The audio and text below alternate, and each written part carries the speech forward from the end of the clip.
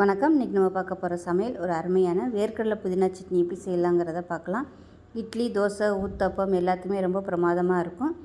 சிம்பிளாகவும் இருக்கும். வாங்க அது எப்படி செய்யலாங்கிறத பார்க்கலாம். இப்போ ஒரு பேன் எடுத்துக்கலாம். பேன் சூடானதும் ஒரு 3 டீஸ்பூன் அளவுக்கு எண்ணெய் சேர்த்துக்கலாம். எண்ணெய் லேசாக சூடானதும் 1 டேபிள் ஸ்பூன் உளுந்து, 1 டேபிள் ஸ்பூன் கடலைப்பருப்பு சேர்த்துக்கலாம். இப்போ இது நல்லா செவந்து வரட்டும். இப்போ இது எல்லாமே நல்லா பொரிய ஆரம்பிச்சிருச்சு. இப்போ காரத்துக்கு ஏற்ற மாதிரி ஒரு 6 பச்சை மிளகா, இது வந்து பெரிய பச்சை மிளகா 2ஆக உடச்சி வச்சுருக்கேன். இதையும் சேர்த்து வதக்கிக்கலாம். இப்போ இது கூடவே ஒரு 2 டேபிள் ஸ்பூன் அளவுக்கு வேர்க்கடலை சேர்த்துக்கலாம். இது வந்து வறுக்காத வேர்க்கடலை, அதனால் இதோடு சேர்த்து நான் வறுத்துக்கிறேன். இது கூடவே ஒரு 4 பல் பூண்டு சேர்த்துக்கலாம். சின்னதாக ஒரு 5-6 துண்டு இஞ்சி சேர்த்துக்கலாம். இப்போ இதில் 10 சின்ன வெங்காயம் சேர்த்துக்கலாம். இப்போ இதில் மீடியம் சைஸாக ஒரு தக்காளி சேர்த்துக்கலாம்.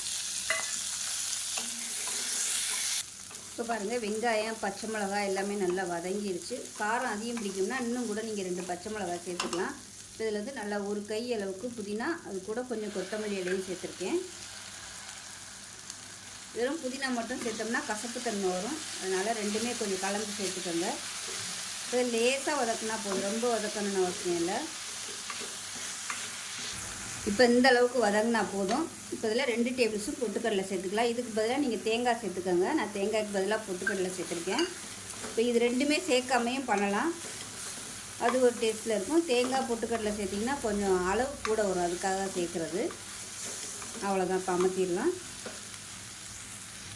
இப்போ இதுக்கு தேவையான உப்பையும் சேர்த்துட்டு இது நல்லா ஆறுனதுக்கப்புறமா மிக்ஸி ஜாரில் சேர்த்து எப்பயும் போல் நல்லா நைஸாக அரைச்சிட்டு பார்க்கலாம். இப்போ பாருங்கள், சட்னி நல்லா நைஸாக அரைச்சாச்சு. இது ஒரு பவுலுக்கு மாற்றிக்கலாம். மாற்றிட்டு மிக்ஸி அலசிட்டு அதையும் சட்னியோடு சேர்த்துக்கலாம். சட்னி வந்து எப்படி உங்களுக்கு தேவையோ அதுக்கு தகுந்த மாதிரி வச்சுக்கோங்க. கெட்டியாக வேணால் கெட்டியாக வச்சுக்கலாம், தண்ணியாக வேணாலும் தண்ணியாக வச்சுக்கலாம். இப்போ எப்பயும் போல் தாளிப்பு கொட்டிக்கலாம். கடுகு, உளுந்து, கருவேப்பிலை, பெருங்காயம், வரமிளகா போட்டு தாளித்து வச்சுருக்கேன். இதை வந்து இப்போ சட்னியில் கொட்டிடலாம். தண்ணியாக வச்சுட்டு இட்லிக்கெலாம் ஊற வச்சு சாப்பிட்டிங்கன்னா சூப்பராக இருக்கும். ஸோ எப்பயும் போல் பண்ணாமல் இது மாதிரி வேர்க்கடலை சேர்த்து புதினா சட்னி செஞ்சு பாருங்கள். டேஸ்ட் நல்லா அட்டகாசமாக இருக்கும். ஸோ இந்த வீடியோ பிடிச்சிச்சுன்னா லைக் பண்ணுங்கள், கமெண்ட் பண்ணுங்கள், சேனலை சப்ஸ்கிரைப் பண்ணுங்கள், பக்கத்தில் பெல் பட்டனை ப்ரெஸ் பண்ணுங்கள். நன்றி.